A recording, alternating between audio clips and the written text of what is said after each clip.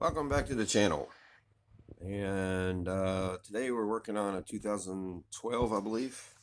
Yes, Hyundai Santa Fe. This vehicle was in here a few months ago for a right front axle.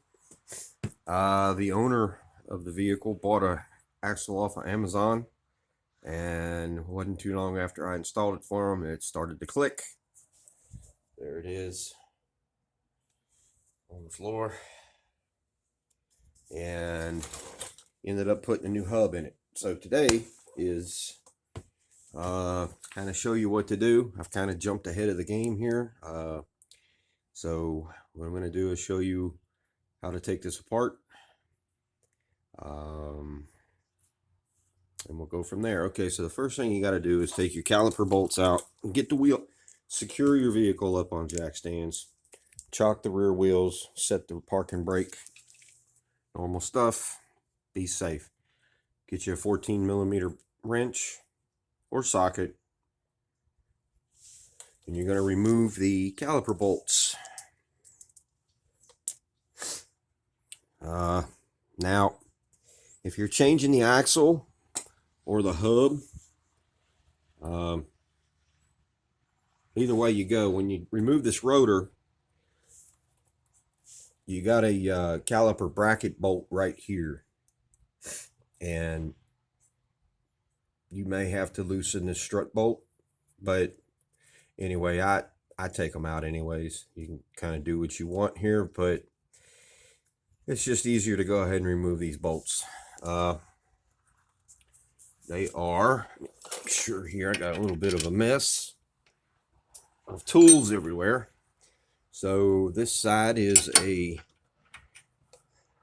19. Yeah, 19. And then you have should be a 17. Yep. The head of the bolt is a 17. Get you a breaker bar on here, wrench on the back side.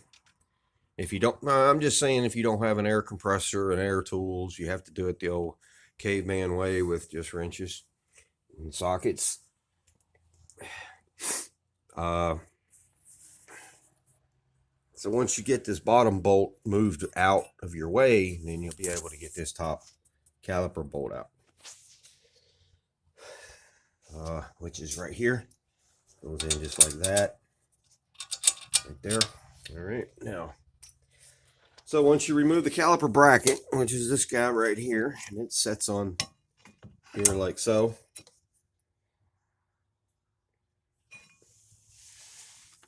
you still can't take the rotor off yet, because you have to get out these countersunk, counter flush, however you want to say it, Phillips head screws. Now they can be a little tricky to get out, and there's several ways to do it. If you don't have a hammer drive, a center pointed chisel and a pretty heavy hammer will work. Just put it in the center of the bolt, screw rather. You can see these have been off a few times in the past, but anyway, you hit it dead center where the Phillips screwdriver goes, and that should jar it loose, and then you can just take a pretty healthy size Phillips screwdriver, move your screw. I don't want to lose the screw, so okay, and then you're ready to take the rotor off. Hat, rotor, whatever you want to call it. Set it aside, don't get grease all over it. And that exposes the hub, the dust shield hub, and the axle nut. Now, before you do any of this stuff, pull the front wheel off, knock the center cap out, put the wheel back on, take a 22mm socket. Wait a minute, I might have told you wrong. I'm working on several projects at once here. I'm sorry, 32mm. A 33 will work, but 32 is what it's supposed to be on it. So you'll have to remove the cotter pin first, then put your wheel back on without the center cap, and then you can put your breaker bar and your 32 mil socket, and it turns. To loosen it, just standard rotation, lefty loosey, righty tighty. All right. So you've removed the nut at that point. Go ahead and now you've freed up the axle shaft. Remove both of these bolts for the strut, and then this will come. The upper part of the steering knuckle will just flop right out. And if your axle's original and it's being changed for the first time, it may be a little stubborn and it might want to get stuck in the hub. It's okay. You're putting a new axle in it anyway. Just take a hammer and smack it on the end of the axle spindle. All right. No harm, no foul. Okay. All right. So let me get underneath of it. Oh, and if you're not replacing the axle, but you have to replace the hub bearing assembly, then right back in here, you have 1, 2, you have 4, 14 millimeter. They take a 14 millimeter wrench. These are your hub mounting bolts right here. You got 2 on top, 2 on the bottom. Okay, so if you're replacing the hub, that is hub only, then this next part is not for you. Put the hub back, put your new hub in, and reverse the way you took it off. All right, now if you are replacing the axle, something you need to be aware of is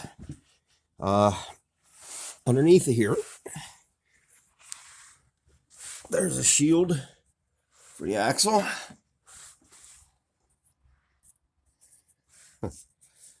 Hold on, let me move my light. I'm doing this like we'd be doing it in your backyard or your driveway or something, you know, on jack stands and hand tools and all that stuff. So bear with me.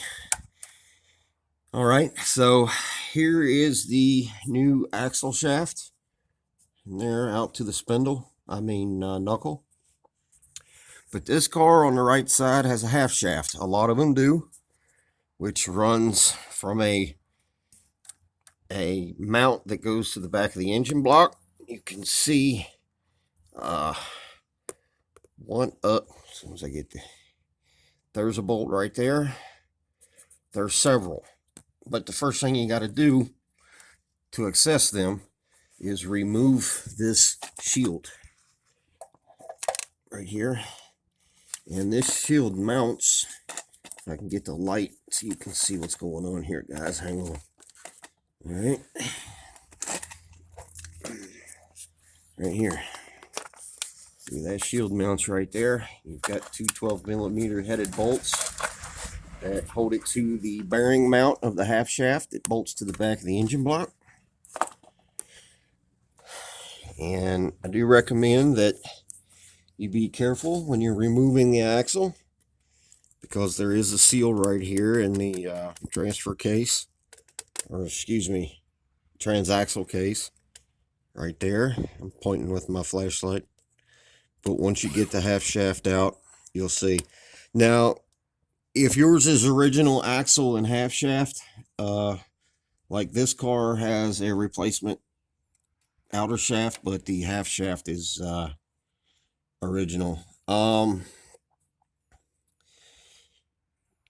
Go ahead and pop it loose here at the transaxle, because you're going to have a hard time banging it off from underneath the car here, and you don't want to beat this up and mess up your bearing or your seal by hitting it with a hammer and getting it all bent and possibly break it. It's just a cast piece, so cast steel or cast iron, whatever.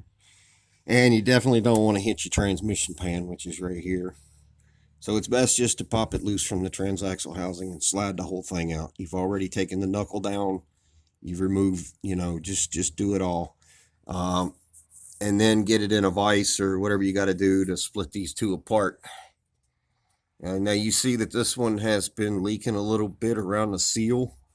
We're not going to worry about that just right now. It's not bad enough. I know that sounds doesn't sound good, but some of that was when I actually lubed up the shaft here on the new axle to push it through the seal in this bearing housing here. So anyway, so now putting it back together, it's your choice. You can put the new CV axle in the half shaft, slide it all back in as one unit, or you can put the half shaft back in, bolt it in up here on the back of the engine block, and then put your CV shaft in. It's your call, whatever works for you. I do them both ways. Doesn't really matter to me. So, all right. So that's about it. Hold on, I'm climbing out from underneath this thing. Okay. Well, guys, I'm gonna keep this video. Oh, we're already at 11 minutes. I'm gonna go ahead and stop this video here. So if you have any questions, leave a comment. Leave them down in the comments below. Otherwise, give this video a thumbs up if it helped you out, or you found any of this information useful. Give it a thumbs up. Leave a comment below, and consider subscribing to the channel. There will be another video on this vehicle coming soon, because I also have to put front wheel sensors in it. I'll give you a little bit of tidbit of information on that. There you go. Let me grab a light. They mount in a bunch of locations here. Ultimately end up in the steering knuckle. Right there. Well, I'm trying to make it so you can see. So your front passenger side wheel sensor mounts right in that hole right there. It's held in with a 10mm headed bolt. Here's the sensor right here. As you can see, I've already removed mostly. It's a pretty long sensor wire, and it runs up through here. And if you look, it runs into the fender well. And you got to drop this fender well, but we'll get to that in the next video. All right, guys, if you enjoyed the video, or if this information was helpful, give the video a thumbs up. If you got any questions, leave a comment below. Thanks for watching. Subscribe to the channel. Thanks.